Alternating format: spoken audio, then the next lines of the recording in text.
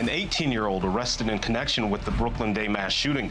Our team looks at his criminal history and the charges he's facing. Plus, we press for more answers on the investigation as residents sound off on the state of juvenile crime in the city. Where's the accountability? Where's the mentorship? Where is the support for the kids? The man suspected of killing a mother of 5 remains at large. An expert breaks down how police can use DNA evidence to track him down. I still can't believe he's gone. A man gunned down during a car theft. I just want him back. We talk with the victim's wife on her heartbreaking loss. Live from WBFF in Baltimore, this is Fox 45 News at 10. Two big stories has two separate communities shaken tonight. In Baltimore City, a community is frustrated as police announce an arrest in the deadly Brooklyn Day mass shooting, but no one has been charged with the two murders. And a Harford County community on edge after the sheriff's office says they have video and DNA from the suspect they believe killed Rachel Morin, but it seems they're no closer to catching him. Good evening, I'm Vincent Hill in for Kai Jackson. And I'm Maxine Stryker. Fox 45's Keith Daniels spoke with a law enforcement expert about how police could track down that murder suspect. We'll hear from him in just a few minutes. Yeah, but first, team coverage of the arrest made in the mass shooting. Jeff Abel will hear from Brooklyn residents coming up at 10:30. And Mackenzie Frost is taking a closer look at the suspect's past. We begin with Fox 45's Rebecca Pryor and the questions left unanswered tonight. It's a long-awaited arrest, met with a long list of charges. 18-year-old Tristan Jackson, the first suspect accused of firing shots during the Brooklyn Homes mass shooting that took 2 lives and wounded 28 others. Police claiming Jackson caught on CCTV surveillance cameras, spraying 5 rounds in the direction of 7 unknown individuals who were fleeing. However, police not accusing him of firing the fatal shots. Charging documents obtained by Fox 45 revealing of the more than 50 counts, mounting a max sentencing of up to 822 years behind bars.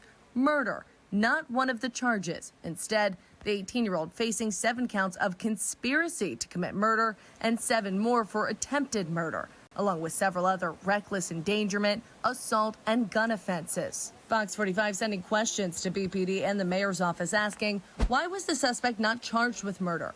Can the public expect more arrests to be made in the near future? And why was no press conference held to allow for questions concerning this arrest? So far, no response. There is no excuse for why there shouldn't have been a press conference. Community activist and peace spokesperson Yuripsi Morgan criticizing the city for quietly announcing the arrest online in a case of this magnitude. It's made national headline news, and you finally, after more than a month, have a suspect. And all we get is a written statement. It's ridiculous. According to Morgan, avoiding inquiries about the arrest raises transparency concerns into the charges and the ongoing investigation. You do have to question what's their motive for choosing not to stand in front of a podium and announce that there has been an arrest and an actual suspect. It's troubling. Rebecca Pryor, Fox 45 News. And as Rebecca mentioned, we asked why there was no press conference about that arrest, but didn't get an answer. It's important to note the mayor, along with many other city leaders, are in Ocean City for the Maryland Association of Counties Conference. Fox 45 spoke with one political analyst who says he believes the mayor missed an opportunity by not addressing the arrest in person. I think it's befuddling and tone deaf at the same time. When you have a major incident like this that occurred in Brooklyn just a few weeks ago, and where it was all hands on deck, let's figure out what's going on.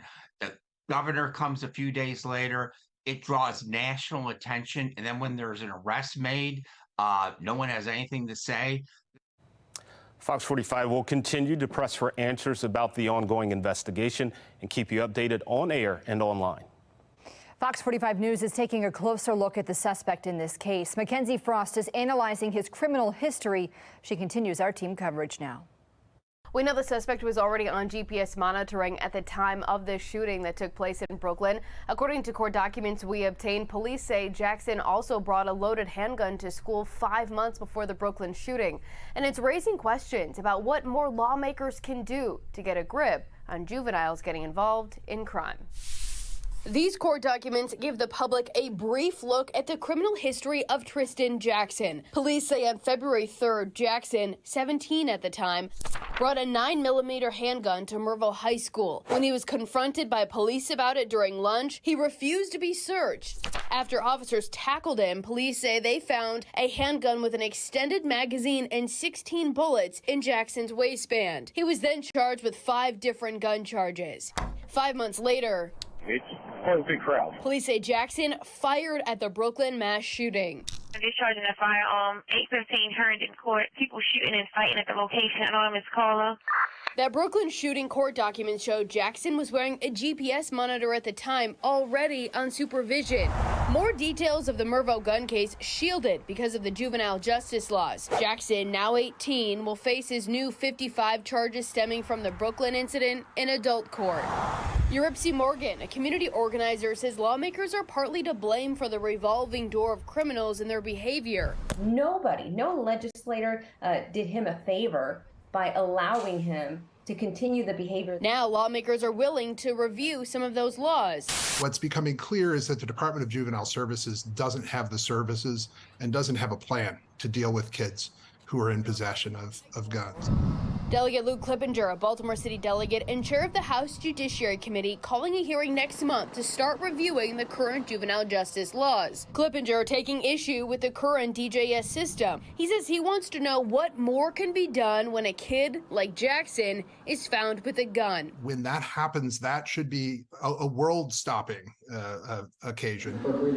But lawmakers had a chance to tackle juvenile crime during the last legislative session. Several Republican lawmakers calling for repeal of certain laws, like the one preventing kids 13 and younger from facing various charges. That never happened. With Jackson's arrest and his criminal history, we sent Baltimore City's Annapolis delegation questions asking, should the General Assembly take another look at the way juveniles are handled when facing gun-related charges? Should these young people be charged in the adult system when weapons are involved? Will you commit to backing or sponsoring legislation that will implement tougher penalties for these types of charges? Do you believe the Department of Juvenile Services is equipped to handle juveniles facing gun-related charges? Most lawmakers ignoring the questions, some declining to comment. Delegate Wells's office says they are working part-time until session resumes in January. While lawmakers wait until next year to possibly act, the crime isn't waiting, and communities continue to face the gunshots and unrelenting violence. Governor Wes Moore has said there will not be a special legislative session this year to address the juvenile crime crisis. Instead, any real legislative change will have to wait until lawmakers return to Annapolis next year. In the newsroom, Mackenzie Frost, Fox 45 News. This brings us to our question of the day. Should the General Assembly pass laws to hold juveniles accountable for adult crimes? 91% of residents say yes. You can weigh in right now at foxbaltimore.com/vote. The Harford County Sheriff's Office is trying to find this man who they believe killed Rachel Morin and left her body on the Ma and Pa Trail. Authorities say the video shows him leaving the scene of a home invasion and assault in Los Angeles in March. They say his DNA matches DNA found at the crime scene, but they don't know his name or if he's still in the area. And they're urging residents to be aware of their surroundings. That has some people afraid with more questions than answers. I think they're scared. People are scared. It's coming into our backyard where this was always a safe area. I watch a lot of SVU and I was like, now it's real life stuff. Like you watch it on TV again, you're numb to it all until it happens here. Did she know him? Did she not know him? Is he from here? It's a lot of unanswered questions. That time of the night. Keith Daniels spoke with a police expert about how police could track this suspect down. Keith, what are you learning tonight? Well, Vincent, they're calling that DNA match a critical piece of evidence in this case. And tonight, we're learning now how that evidence could be used to help track down a suspected killer. The Harford County Sheriff's Office with the announcement: critical evidence in the Rachel Morin murder case. This DNA evidence has come back as a match. Investigators revealing this man's DNA is the same DNA recovered from Morin's crime scene along the Ma and Pa Trail nearly 2 weeks ago. Investigators sharing images of the man Thursday night, which shows him leaving the scene of a home invasion and assault in Los Angeles in March. His face never fully visible. An unnamed suspect linked to Morin's murder with DNA and video images. But now what? What could investigators be doing now with that critical break in the case to find the suspected killer? They're comparing notes, and they are coming up with a game plan. Melissa Pinkleton is a law enforcement expert and retired Nashville police sergeant with what the game plan might be for investigators. It involves offering a reward. It involves plastering the entire city, and even the major news stations plastering pictures of, you know, what poor pictures we have, but they're still relevant. And what about the suspect's DNA? Pinkleton believes detectives will almost certainly use ancestral DNA. Find the suspect by comparing samples given to companies like 23andMe. Track the suspect down by finding distant relatives. Like a cousin or a second cousin or a third cousin. And then that investigator has a lead to work from, knowing that they have a second or third cousin. And then they start making phone calls and, do you know so-and-so? Have you heard from so-and-so? An ongoing investigation with the suspect described as a Hispanic male in his early to late 20s, 5'9" and 160 pounds. I think now it kind of leads us down the path that we believe this was a person that Rachel probably didn't know, or maybe you could say potentially a random act of violence. Well, until that suspect is caught, the Harford County Sheriff's Office is urging residents to be cautious, and they say they will continue visible patrols at the Ma and Pa Trail. We're live tonight. Keith Daniels, Fox 45 News. Again, this is what we do know about the suspect. Police say he's around 5'9", 160 pounds. He's of Hispanic descent and in his early to mid-20s. Anyone who recognizes him should call the Harford County Sheriff's tip line at 410-836-7788 or send an email to rmtips@harfordsheriff.org. And we are looking at a comfortable night across the region. Temperatures are falling quickly through the upper 60s into the low 70s and will actually continue to fall through tomorrow morning. It's going to feel like fall when you wake up. Low 60s to begin, really refreshing. We are looking forward to a full day of sunshine, and high temperatures will be warming nicely into the mid 80s. I'll let you know how long this break from the heat and the humidity is going to last in just a little bit on Fox 45 News at 10. Coming up on Fox 45 News at 10, our coverage of the arrest in the Brooklyn Day mass shooting continues at 10:30. How people in the community are reacting to the latest developments and why some are still frustrated. A former Gilman teacher is now facing federal charges on top of state charges related to child sex abuse. We hear from the prosecution and defense and take a look at what comes next. I still can't believe he's gone. I just want him back. And right after the break, Fox 45 News hears from the wife of a man killed in a Canton car theft, what we know about that deadly shooting, and her memories of her husband.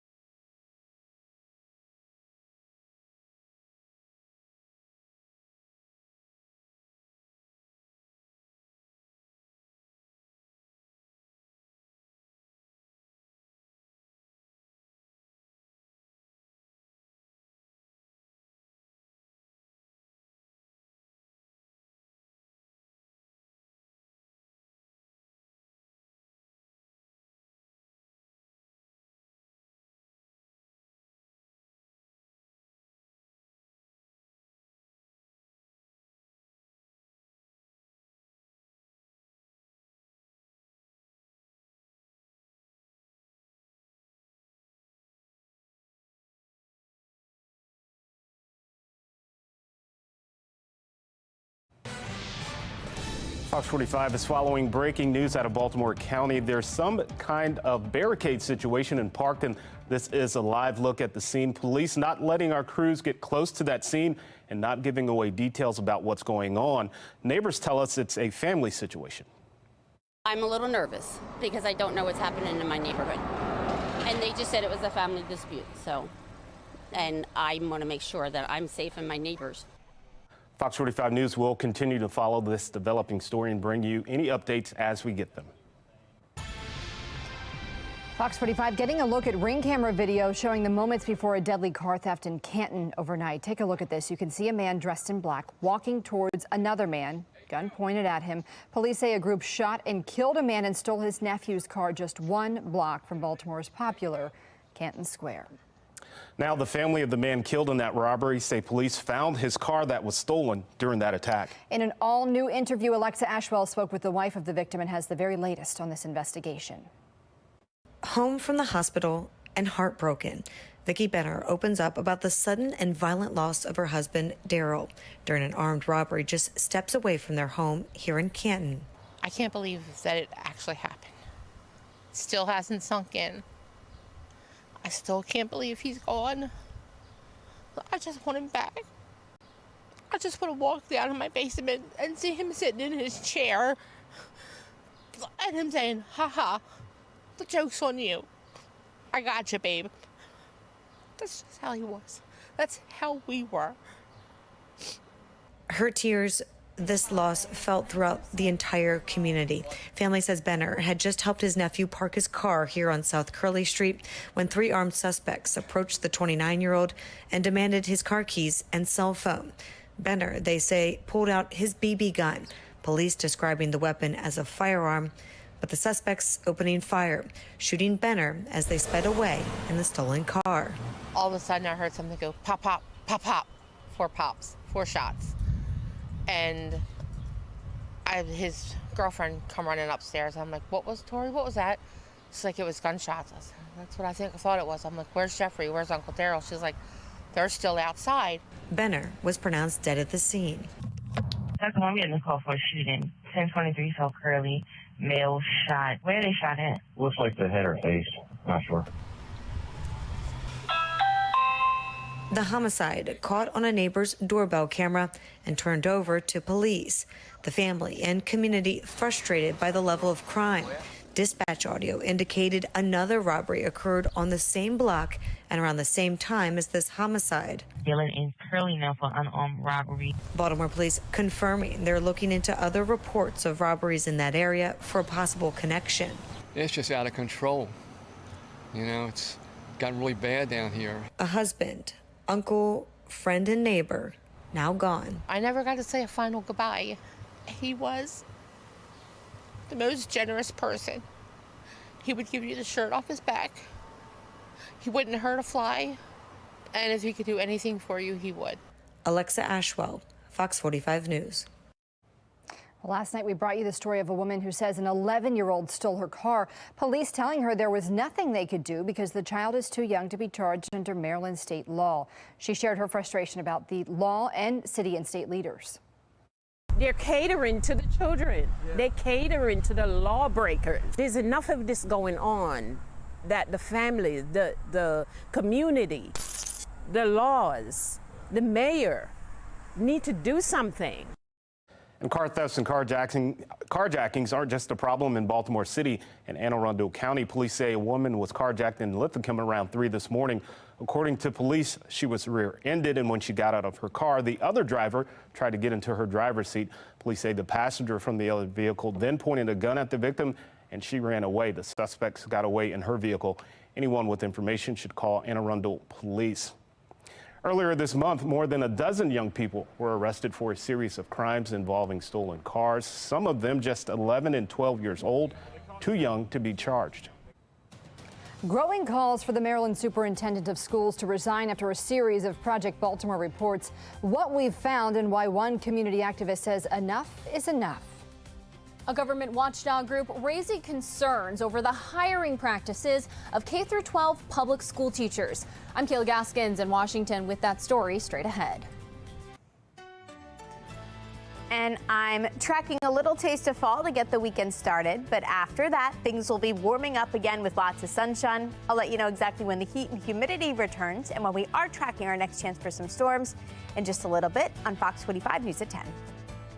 All right, Amy, thank you. As we head to break, a live look over the Inner Harbor. Looks like a beautiful start to the weekend.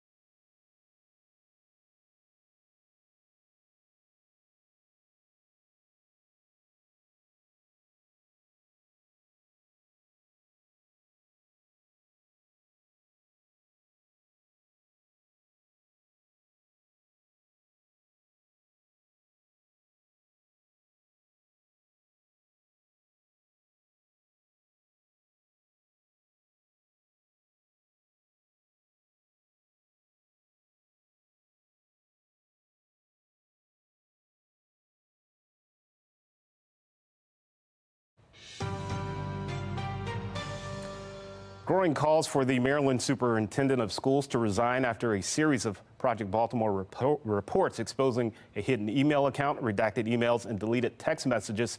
The group People Empowered by the Struggle sent an email to the State Board of Education calling for Mohammed Chaudhry to step down. We are being duped and bamboozled at the same time, and we will not tolerate it by us paying the salaries of everyone with no accountability.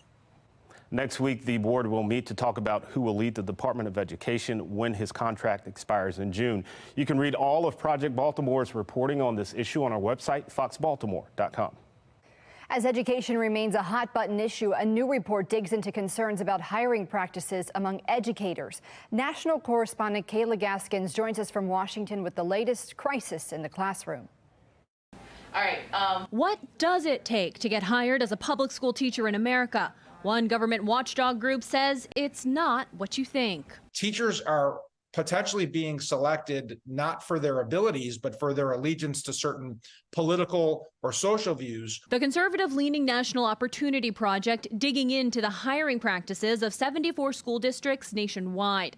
President and founder of the nonprofit, Pat Hughes, says they found multiple districts where ideal candidates need specific politics. This report sort of pulls the curtain back on what's been going on in the last several years in public education, K through 12. Denver Public Schools wants a teacher who will have an anti-racist mindset and work to dismantle systems of oppression and inequity. In Evanston, Illinois, the district wants applicants to explain how they will grow their practice of leading, teaching with a racial equity lens. What we're concerned about is that children are being given only one view of the political landscape. A separate report published by the Defense of Freedom Institute in July accuses the nation's largest teachers unions, the American Federation of Teachers and the National Education Association, of coaching teachers on how to inject gender identity politics into the classroom. Political activism is in your mission statement. Is that correct? Academic achievement, welcoming and safe environment. It's political activism in your mission statement. There are many things in our mission statement, sir. Including political activism. Including ensuring that people have a voice, yes. We reached out to both teachers unions earlier this week for comments on both reports and have not yet received a response. When it comes to the hiring practices of K-12 public school teachers, Pat Hughes says the districts that inject politics into the process may be on shaky legal ground. In Washington, I'm Kayla Gaskins. Honestly, I'm sad to say I don't feel safer. Many residents in Brooklyn say they don't feel like anything's changed after an arrest in last month's mass shooting, why they're still on edge. America's power grid under renewed scrutiny after what happened in Hawaii. I'm Scott Thuman.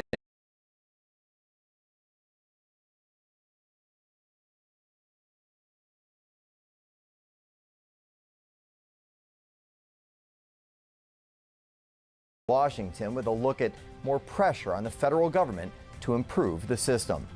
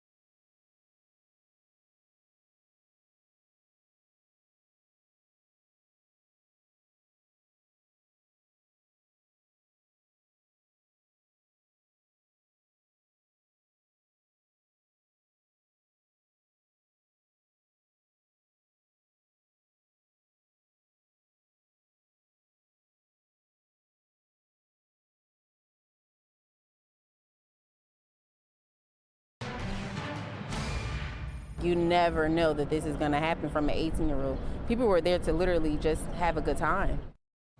Brooklyn residents reacting tonight after police arrest an 18-year-old in connection with the deadly mass shooting. Tristan Jackson is facing several charges, including attempted murder, but not homicide. Fox 45 News reached out to Baltimore police to find out why he wasn't charged with murder and whether the public can expect more arrests in the near future. We have not heard back. 28 people were hurt, 2 others killed when shots rang out at the Brooklyn Day block party last month. It left that community shaken. Fox 45's Jeff Abel spoke with them today about how they're feeling after this arrest. Jeff? Well, you know, few people seem surprised by the arrest of a teenager in this case, but more people seem confused that we still don't know why it happened. You mind stepping up?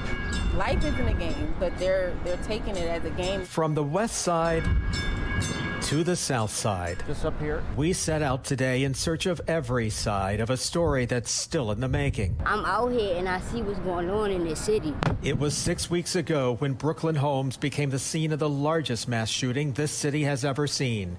30 shot, 2 dead, and now 1 arrest. An 18-year-old who's now accused of shooting some, but not all of the injured. I don't live near it. I don't know who he is. I don't know who they are. But my heart goes out to them. 18 years old, you don't even know what you want to do with life, but you're able to figure out that you want to take a life. It's sad. I don't want to break it.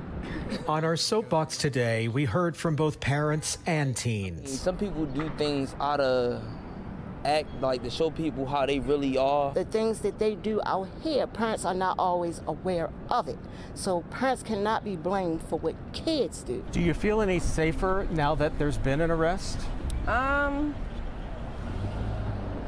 Honestly, I'm sad to say I don't feel safer, because if it happened at 18 years old, somebody else can pick it up younger. Do you feel safer? In Baltimore, I've been safe. I mean, ain't nothing else changed. I've been here since my whole life. Police have yet to charge anyone in connection with the 2 homicides in the case, but vow the investigation is still on. Do you have confidence that they're on top of this? No, because Baltimore City let us down plenty of times. If they gonna be on top of it, they need to get on top of it. I have faith that they'll figure something out and try to hold someone accountable, but they can't always put the blame on the person who does the shooting, because you're making it accessible for them to get these weapons. Baltimore only care about certain parts of the city, and from where I'm from, they don't care. They're able to just pick up guns and weapons and stuff like that. They should be able to pick up a job application or some type of after-school program. For now, there's still a sense of uncertainty.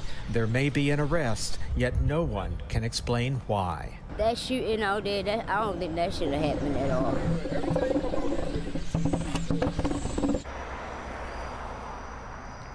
Well, the teenager's arrest has reignited more concerns from parents that the city needs to provide more activities for kids. We're live tonight. Jeff Abel, Fox 45 News. All right, Jeff, thank you. Former City State's Attorney Marilyn Mosby now has until Monday to make the argument on why her upcoming federal trial should be moved out of Baltimore to Greenbelt. The defense argues they won't be able to find an impartial jury here in Baltimore because of media coverage, but prosecutors disagree. Mosby is facing 4 federal charges of perjury and making a false statement on a loan application. There'll be a hearing on that venue change request next month. Her trial is set to begin October 31st. An update to the Barricade situation in Parkton we told you about earlier tonight. Baltimore County Police say it's been peacefully resolved. It's still not clear exactly what happened.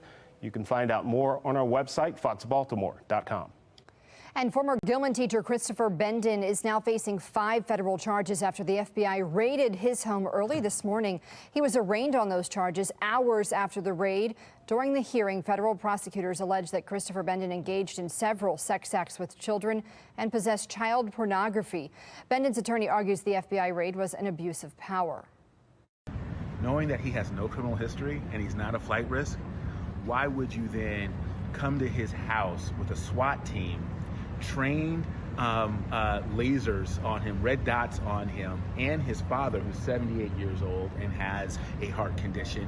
Why would you do that when all you had to do was pick up the phone and call his lawyer and say, hey, you know, we've got charges, let's work out how we can deal with them. The federal charges are in addition to 16 counts of sexual abuse leveled on the state level. His defense team argues that Bendon is innocent and is accusing the alleged victim of lying about the incidents. Bendon will be back in federal court on Monday when a judge will decide if he will be released from custody until the trial. The attorney for the alleged victim says it will be clear on Monday that Bendon is guilty. We're going to find out that starting Monday that not only did he do that, but he tried to destroy that evidence and took comfort in his destruction of evidence. And the government is only beginning to recover all of the evidence, the photographic evidence that he destroyed. Fox 45 News will continue to follow this story and keep you updated both on air and online. You can find all our past reporting on this case on our website right now at foxbaltimore.com. Baltimore County Police are investigating after 3 people were found dead in a home in Towson. Police not releasing much information, only saying detectives are not looking for any suspects and there is no threat to the public. Fox 45 News will continue to follow this story and keep you updated both on air and online. The Maryland Department of Health says someone has been infected locally with malaria. The person lives in the D.C. area and has no history of leaving the country recently. Now, Maryland hasn't recorded a local case of malaria in over 40 years. Hunter Biden's tax charges have been dismissed, but that doesn't mean his legal troubles are over. The president's son is expected to face the same charges in a different venue. The change was facilitated after a plea deal agreement fell apart last month. Special counsel David Weiss continues to investigate the younger Biden with the new powers granted to him by Attorney General Merrick Garland. Republicans wanted a special counsel, but after the failed sweetheart deal, as they call it, they're not convinced it should be Weiss. This seems like the Department of Justice wants a do-over. First, they tried the plea deal. That didn't work. So now they're trying something else. And we have to look at that as just the next step in the cover-up. Hunter Biden could face charges in California or D.C. Congressional Republicans in a separate investigation continue to probe Biden's business dealings in hopes to link them to his father. President Biden denies any involvement. Reporters asked President Joe Biden about the investigation into his son today. He deferred to the Department of Justice. I have no comment on any investigation that's going on. That's up to the Justice Department, and that's all I have to say. Now, Republicans are investigating Hunter Biden and are requesting new documents regarding the president. House Oversight Committee Chairman James Comer wants the National Archives to turn over unredacted documents and communications from Biden's time as vice president. That would include messages with Ukrainian gas company Burisma. Redacted emails have already been released. Republicans allege a bribery scheme, but have not yet directly linked President Biden. The president and Democrats say there's nothing there. Taking a look now at the Fox box top left, President Biden is announcing expanded security and economic cooperation with Japan and South Korea. He says the 3 countries will take part in annual military exercises and double down on information sharing. It comes amid growing concerns over tensions with China and North Korea's nuclear program. Top right Republican presidential candidate Vivek Ramaswamy has been rising in the polls. He's been placing 3rd, but recent polls show him closing the gap between himself and Florida Governor Ron DeSantis. Bottom left, former President Trump is planning to skip the first Republican presidential primary debate next week. Instead, he will sit down for an online interview with former Fox News host Tucker Carlson. The exact timing and platform for that interview is not yet clear. Bottom right, another Republican presidential contender claims he'll be on the debate stage Wednesday, but that might not be true. Miami Mayor Francis Suarez claims he meant the requirements to qualify for the debate, but officials with the Republican National Committee tell the Associated Press he has not. The death toll in Maui now stands at 111, and that is expected to climb as search and recovery teams work their way through ravaged neighborhoods. Now Maui's emergency management administrator has stepped down, citing his health after he doubled down on reasons why warning sirens weren't used during the deadly fires. The unactivated sirens will be the focus of an investigation into the disaster response.